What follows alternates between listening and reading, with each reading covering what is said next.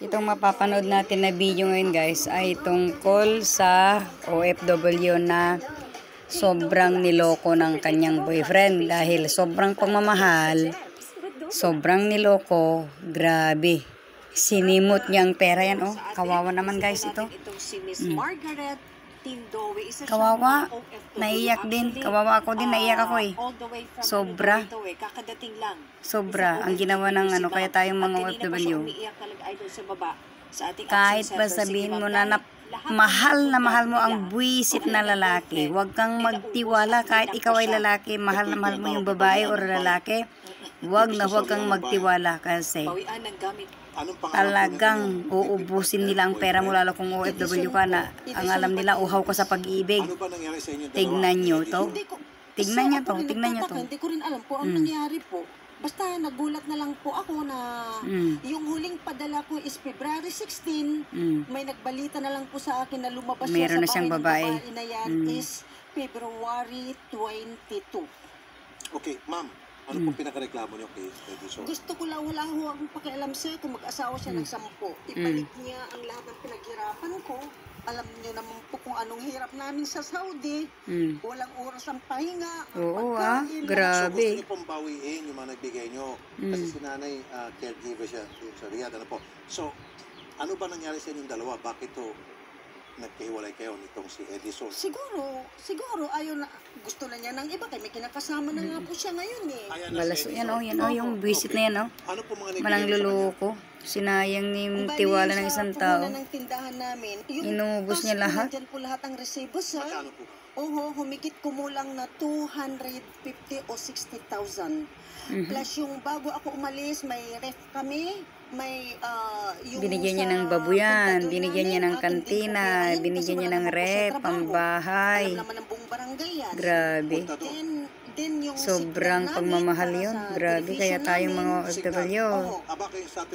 Ingat-ingat kayo guys. Ingat-ingat kayo kasi ang hirap mag-ipon ng pera. Pera ko din po yan, 500. Totoo.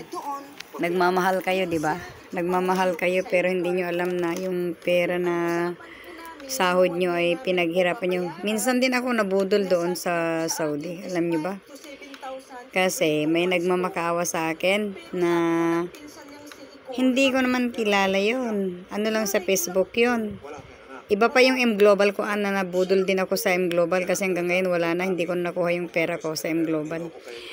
Ang dami din naloko doon sa M Global na yun na may nagano sa amin. Alam mo, yan o. Kawawa talaga. Pero meron kayong tatay nanay. Buti na lang nandiyan si Sir Rapi na matalino, magaling, matapang, na nilalapitan ng mga OFW na niloloko ng mga tao, di ba? Yung sobrang tiwala mo. Magtiwala ka tapos ayan, buti na lang yung anak ko na lalaki. Hindi naman siya ganun. Kahit na meron siyang girlfriend, ay hindi naman siya yung sabi ko nga sa kanya, nako, huwag kang manloko at huwag ka rin magpaloko. Di ba? Huwag kang manloko at huwag ka rin magpaloko. Kasi, siyempre, mahirap din manloko. Kaya nga sabi ko, kung magmahal ka, sabi ko, dapat isa lang. Totoong pagmamahal, hindi yung kalokohan. Hindi lang yung pera ang kukunin mo, tapos pag naubos yung pera, ibablock mo na yung tao. Gaya yan. Yan, yung babae. Yung kapatid natin yan sa OFW. Ganyan naman karamihan, di ba? Karamihan ngayon ang nangyayari. Kapag nakuha na nila lahat yung pera mo, nako, ibablock ka na niya, wala ka nang makuha. Pag uwi mo sa Pinas, simot lahat. Tingnan mo to, iiyak na yan. Tingnan nyo, iiyak na yan. Iiyak na yan, nasimot lahat. Hindi naman siya nagpag-usap sa akin. Wala naman akong pakialam sa kanya. Basta ibigay lang kahit kalahati dyan sa pera na padala ko. Ang nanay ko, anong sasabihin ko sa nanay ko? Umiyak yan kasi may nanay siya, wala pa siyang asawa, wala siyang kapatid, wala na siyang anak, dalaga lang yan. Wala na siyang tatay. Hindi ba nakakaawa yan? Yan yung mga lalaki naman na mga abusado, mga demonyo, mga abusado. Hindi dapat ganyan ang ginagawa nyo. Nako, kaya nga lagi akong nagpipray na sana si Sir Rapi ganyan lang siya na hindi na siya tatanda. Hindi siya tatanda at hindi siya hihina para siya ipagpatuloy niya yung obligasyon niya talaga sa mundo na ipaglaban yung mga naaapi, paglaban yung mga taong niloloko, di ba? Kasi kung wala si Sir Rafi, paano na tayo na maraming naloloko, maraming naaapi sa buhay, di ba? Na kaya buti na lang andyan si Sir Rafi na siya yung ipaglaban niya lahat yung mga problema natin na kung mayroong lalapit sa kanya. Tapos uuwi ka, iyak. Anong may bibigay yung iyak? Kaya ngayon ang sinasabi ko sa mga anak ko mag-abroad kayo. Kahit konti yung sahod nyo, kailangan mahalin nyo. Tingnan nyo yung mga tao sa palibot nyo, hindi yung lahat-lahat tiwala. Ayan, sasabihin niya sa inyo na, uy, mayroon tayong ganito. Naku, wag ka nang magtiwala kasi mga scammer yan. Ako, marami na akong nadala sa abroad na scammer. Dami ko ng experience, guys. Na-scam ako. Na-scam din ako. Bakit hindi? Minsan lang ako na-scam din. Pero hindi ko na inulit yun kasi alam ko na masama yun Kasi maramdaman mo naman Oras na ulit-ulitin ninyang humingi. Isang beses, 2 beses, 3 beses. Tumigil ka na. Huwag mo nang ipagpatuloy yan. Dahil kapag pinagpatuloy mo pa yan, nako, simot ang pera mo. Gaya yan, uuwi, ni walang pera. Buti nga lang, nakapagpatago pa dun sa pamangkin niya naman nagtatrabaho sa bangko. Kung wala siyang naipatago. Yung mga cash, malabo na bawiin mo yun. Kasi ako, sir, kasi hindi. So, ma'am, ano lang yung movable? Meaning, ano po yung mga gamit? Ref. Yung ref, yung kalan, yung sidecars. Basta yung nasa loob ng tindahan na umalis ako na nagtudoon po. Tapos siguro, Wala na yun, nakain nandun na sa CR yun. Naitain na yun. May gasolina kami, may gasoline station. ano lang. Yung bote-bote. 5 hanggang 6, 7. Kahit pumiyak ka ng dugo, kapatid. Kung nakakita ka ng hayop na tao, wala na. Ano pang gagawin mo? Ma'am, diba? gusto niyo siyang kausapin? Kasi hindi niya sinasagot yung kanyang cellphone. Mabait kasi. Nag-off na po. Sige po, kausapin niyo siya. Nag-off na po siya ng kanyang cellphone. Alam mo, hindi sa wala. Walang hiya yan, Alam. Nabusog. Nabusog sa lamon yan, ka. Nako, kung ako lang yan, Diyos ko. Ako nang Basta ibalik mo lang kung ano ang nararapat. Sayang, ang ganda pa naman yung babae, Sana nag-asawa na lang sila. Tapos nagpakabait ka naman, gago ka. Kung nagpakabait ka sana. Di napakaswerte mo kay ate, Tingnan mo, ang ganda-ganda. Gago talaga itong mga lalaki nito. Maraming mga gago na mga lalaki. Kaya huwag kayong masaktan. Huwag kayong masaktan kung nagsasabi ako ng totoo. Na mga lalaki din, parehas din. Babae, lalaki, maraming manluloko. Huwag na kayong masaktan kasi ganyan talaga. Maraming manluloko. Nako. Huwag kayong magpaloko at huwag kayong manloko.